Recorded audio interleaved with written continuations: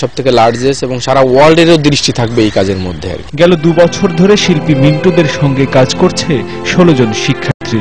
এর মধ্যে তিনি নিজ থেকে প্রায় 70 লাখ টাকা খরচে শেষ করেছেন 800 ভাস্কর্য। বাকি টাকার সংকলন না হয় থমকে আছে কাজ। ছবি বিক্রি করে বেশিরভাগ আছে অংশটা বাড়ির থেকেও এনেছি। আমার ওয়াইফের একটা পুরস্কার পাওয়ার টাকা ছিল, সেই টাকাও এর মধ্যে। তো এখন আশা করতেছি যে এই কাজের জন্য যথার্থ ফান্ডিং পাবো এবং সরকারের বিভিন্ন পর্যায়ের লোকজন এসে আমাদের সাথে যুক্ত হবে। তবে আশার কথা হচ্ছে এর মধ্যে পাশে এসে দাঁড়িয়েছেন অনেকে। মুক্তিযুদ্ধের স্মৃতিকে এক প্রজন্ম থেকে আরেক প্রজন্মের কাছে নিয়ে যাওয়া, এটি আমাদের সবার দায়িত্ব। আমরা সেই প্রত্যেকেই যদি আমাদের দায়িত্ব পালন করি তাহলে এই ধরনের প্রকল্পের অন্তত পক্ষে কোনো আর্থিক বা অন্যান্য কারণে সমস্যা হওয়ার কথা নয়। মিন্টুরা মরে যায়, তাহলে কোন বাংলাদেশকে আপনি দেখতে চান সজীব ভাবে? আমি মনে করি 30 লক্ষ শহীদের আকাঙ্ক্ষার বাংলাদেশ সেটি হবে না।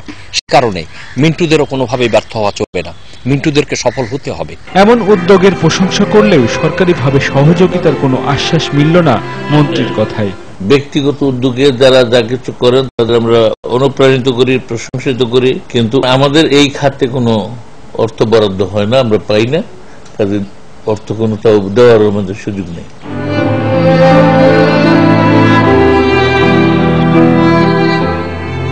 মুক্তিযুদ্ধের পরবর্তী প্রজন্ম যারা গল্প শুনেই মুক্তিযুদ্ধের এই শিল্পকর্মটির কাজে হাত দিয়েছেন, সেই তরুণ শিল্পীদের চোখে মুখে এখন একটাই স্বপ্ন, এই শিল্পকর্মটি খুব দ্রুতই প্রদর্শিত হোক বাংলাদেশে। আর এটি শুধু বাংলাদেশ নয়, বাংলাদেশের গণ্ডি পেরিয়ে এই শিল্পকর্মটি ছড়িয়ে পড়ুক সারা বিশ্বে। জুলহাস কবির, আর টিভি, ঢাকা। প্রধানমন্ত্রী শেখ হাসিনার সঙ্গে সৌজন্য দেখা করলেন মুক্তিযুদ্ধে অংশগ্রহণকারী ভারতীয় ও রাশিয়ান বীর যোদ্ধারা। দেখা করতে সন্ধ্যায় প্রধানমন্ত্রীর বাসভবন গণভবনে যান তারা। এই সময় মুক্তিযুদ্ধ সময়কার ঘটনা স্মৃতিচারণ ছাড়াও পারস্পরিক বিভিন্ন বিষয়ে খোঁজ খবর নেন তারা। বিজয় দিবস উপলক্ষে 6 দিনের রাষ্ট্রীয় সফরে বাংলাদেশে আসেন ভারতীয় ও রাশিয়ান যোদ্ধারা। বিজয় দিবস উৎসব উপলক্ষে বেশ কয়েকটি অনুষ্ঠানে অংশ নেওয়ার কথা রয়েছে তাদের।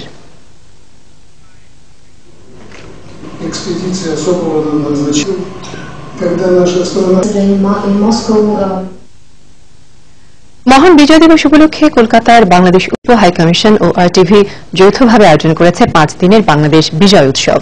বৃহস্পতিবার কলকাতার নেতাজি ইন্ডোর স্টেডিয়ামে এই আয়োজনের উদ্বোধন করেন অনুষ্ঠানের প্রধান অতিথি পশ্চিমবঙ্গের মুখ্যমন্ত্রী মমতা বন্দ্যোপাধ্যায়। বিশেষ অতিথি হিসেবে উপস্থিত ছিলেন বাংলাদেশের শিল্পমন্ত্রী আমির হোসেন আমু। অনুষ্ঠানের প্রথম দিনে নৃত্যালেখ্য পরিবেশন করেন শামিমারা নিপা ও শিবলি মোহাম্মদ সহ 30 শিল্পী। এছাড়া সঙ্গীত পরিবেশনায় থাকছে ব্যান্ড দল ফিডব্যাক ও স্থানীয় শিল্পীরা। প্রতিদিন মুক্তিযুদ্ধ ভিত্তিক চলচ্চিত্র ও তথ্যচিত্র প্রদর্শনীর পাশাপাশি মেলার আয়োজন থাকবে অনুষ্ঠানে। পুরো অনুষ্ঠানের media partner RTV, airlines partner US Bangla airlines.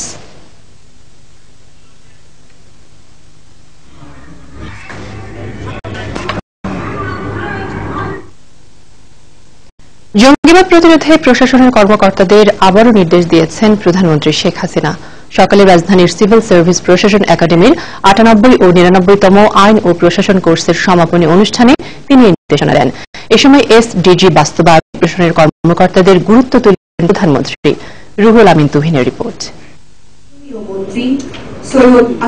লোক প্রশাসন একাডেমির 98 ও 99তম আইন ও প্রশাসন কোর্সের সনদ প্রদানে এই আয়োজন। সাফল্যের সাথে কোর্স সম্পন্ন করায় অভিনন্দন জানান প্রধানমন্ত্রী শেখ হাসিনা। প্রধানমন্ত্রী বলেন, স্বাধীনতার পর মাত্র 3.5 বছরেই দেশ গঠনের সব কাজ গুছিয়েছিলেন বঙ্গবন্ধু শেখ মুজিবুর রহমান। জনগণের সেবার জন্য সাজিয়েছিলেন প্রশাসনকে। 75 পরবর্তী সময়ে দেশের উন্নয়ন থমকে যায় বলেও জানান তিনি। পরবর্তীতে ক্ষমতায় এসে আওয়ামী লীগ সরকার আবারও দেশের উন্নয়ন ত্বরান্বিত করার কাজ শুরু করে। হিসাব করলে 123 ভাগ বেতন বৃদ্ধি করা হয়েছে, যাতে সরকারি চাকরিটা আরো আকর্ষণীয় হয়। আর এই ক্ষেত্রে আমরা আরো মেধাবী মানুষ যেন পাই সেদিকে লক্ষ্য রেখে, এবং তাছাড়া কর্মক্ষেত্রে সকলেই যেন একটু নিশ্চিন্ত হয়ে সঞ্চয় চলবে আর দেশের কাজে মনোনিবেশ করতে পারবেন, জনগণের সেবাটা ভালোভাবে দেবেন, সে কথা চিন্তা করে এই সুযোগ সুবিধা করে দিয়েছে। আমলাতন্ত্র থেকে বেরিয়ে জনগণের সেবায় নিয়োজিত হতে প্রশাসনের কর্তাদের প্রতি বঙ্গবন্ধুর আহ্বান স্মরণ করিয়ে প্রধানমন্ত্রী সন্ত্রাস ও জঙ্গিবাদ প্রতিরোধে কাজ করার নির্দেশ দেন। যে করে হোক বাংলাদেশকে জঙ্গিবাদ এবং সন্ত্রাসবাদ থেকে মুক্ত রাখতেই হবে। তার জন্য আমরা যেটা পদক্ষেপ নিয়েছি যে সমগ্র জনগণকে সম্পৃক্ত করা, সর্বস্তরের মানুষকে সম্পৃক্ত করা, এবং তার একটা ভালো ফল আমরা পাচ্ছি, কারণ প্রত্যেকটা মানুষ শান্তিতে বসবাস করতে। এর আগে সদ্য সমাপ্ত প্রশিক্ষণার্থীদের হাতে সনদ ও ক্রেস্ট তুলে দেন প্রধানমন্ত্রী শেখ হাসিনা। রুহুল আমিন তুহিন, RTV, ঢাকা।